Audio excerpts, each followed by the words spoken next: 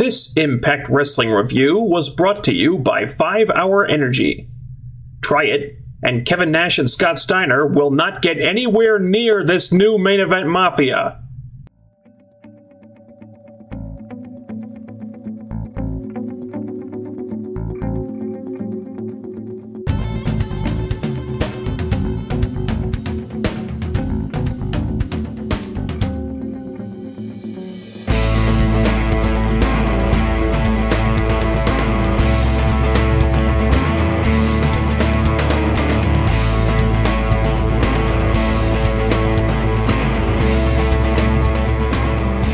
Well, congratulations are in order this week, TNA. You finally delivered a taped show that didn't feel like you were half-assing it after the live show was filmed. And a lot of that has to do with the Bound for Glory series. And when you do less of these matches on Impact, I think that's the formula. And when you do 6 in one show like last week, they're all crammed in together, none of them really stand out.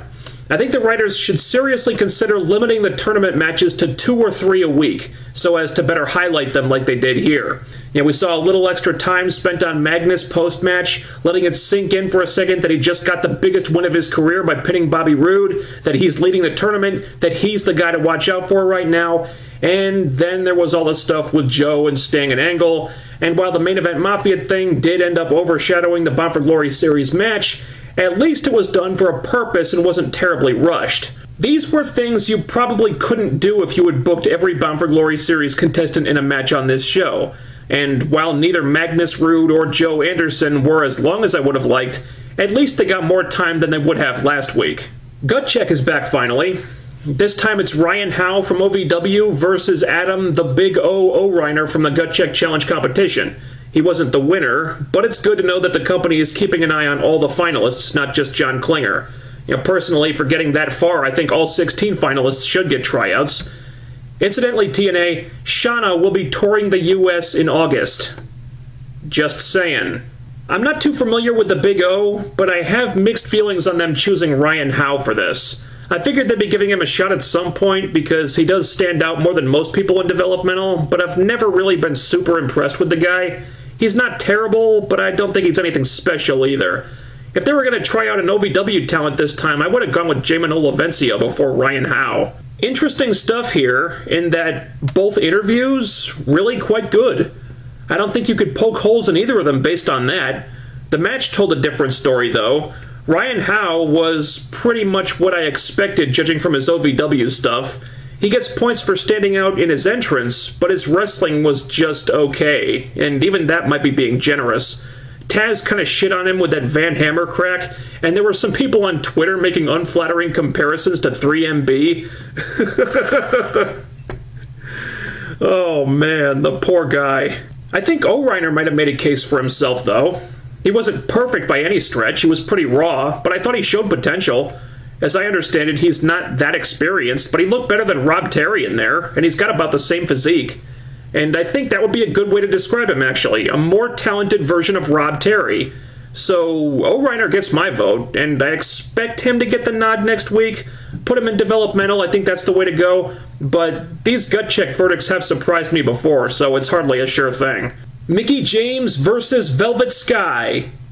The rematch.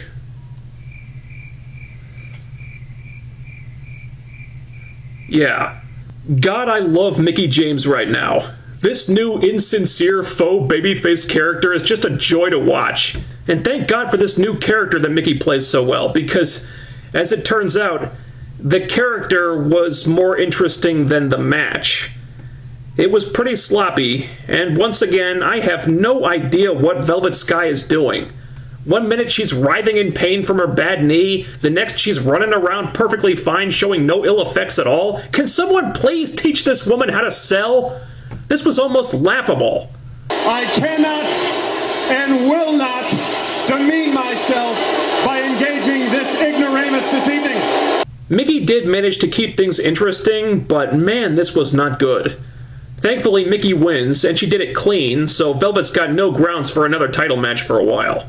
This alleged superstar is an unworthy opponent.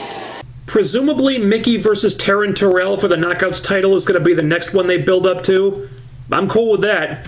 In the meantime, I've got high hopes for that Gale-Taryn ladder match in Vegas. Christy Hemme interviews Velvet post-match. Velvet is absolutely crushed, and this part was actually really good.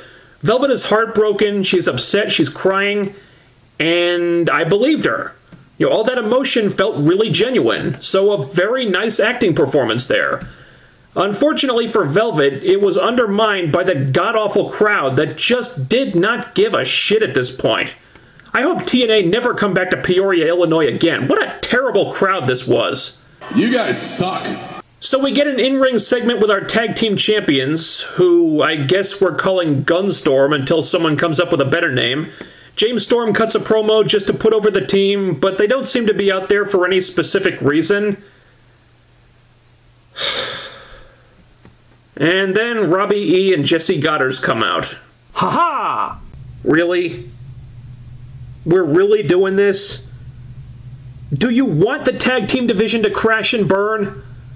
I know there's a lot of tag team guys in the BFG series this year, but with this huge, bloated roster you've got, do you really expect us to believe that you couldn't put together a single team more interesting than this one? Goddard hasn't done a thing worth talking about since he debuted. Robbie hasn't won a match on TV in close to a year. The last time we saw either of these clowns, they were on the losing end of a 3-on-1 handicap match. And now they're going to be tag title contenders? Are you fucking kidding me? Oh, what a bunch of bull. No. I'm not buying it. I'm not buying it, just like Storm and Gunner weren't buying it, just like the crowd wasn't buying it, and no amount of canned heel heat was going to convince me that they were. And it wasn't going to cover those boring chants at the end either. This is bullcrap, plain and simple. Fail! You fail! How do you screw this up? What a waste of a segment this was. Storm and Gunner only confirm what most fans already believe by acting like these guys are nothing but a big joke. Even the writers obviously aren't taking them seriously. Storm completely poons Robbie on the mic, then Jesse attacks, and Gunner effortlessly makes him look like a complete jackass. They run away like little girls, and we're supposed to buy these clowns as a threat? They couldn't threaten Hornswoggle. Your posterior better contact someone at once! Now, I had to save this part for last, for obvious reasons. The big X Division angle in regards to Option C and the title change that was so shocking, TNA had no choice but to ruin the surprise on social media days in advance. Say what? There's two ways of looking at this. One being that the company tried, in their own half-assed way, to get the word out about an important event that was going to happen on the show to try to get them a ratings hike, which they do need, so I understand that. The other being that they finally had something genuinely shocking and unpredictable happen on the show, in a good way, and they completely ruined it. I'm not really sure what side of the fence I fall on. I do really wish they hadn't done this, hadn't put out the YouTube video, hadn't spoiled the title change, but at the same time, it was on the taped show and the spoilers were out there anyway. It was a great angle. I just wish I'd had the chance to be surprised by it like I wanted to be. So Suicide wins the X Division title, but it turns out Suicide is not the real Suicide. A fake Suicide took out the real Suicide, and that's who's got the title now. That's who gets to cash in Option C.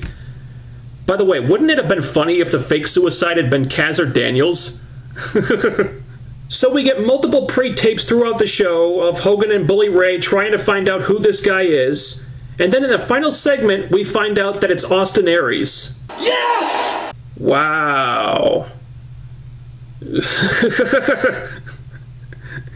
I do feel really bad for Chris Sabin. It kind of feels like he got the rug pulled out from under him here, and my inner fanboy is a little bummed out by that. And if I had to guess, I would say this felt like a last-minute change of plans. Nevertheless, I'm on board with it. With Sabin challenging Bully Ray for the title, you could expect a competitive match, but you wouldn't really be able to suspend your disbelief enough to think he could win. With Aries, you can do that. And don't say it couldn't happen, okay? They're definitely teasing Bully versus Hogan at Bound for Glory. Love it or hate it. And if that does happen, then they need to get the title on someone else. And who better than the greatest man who ever lived?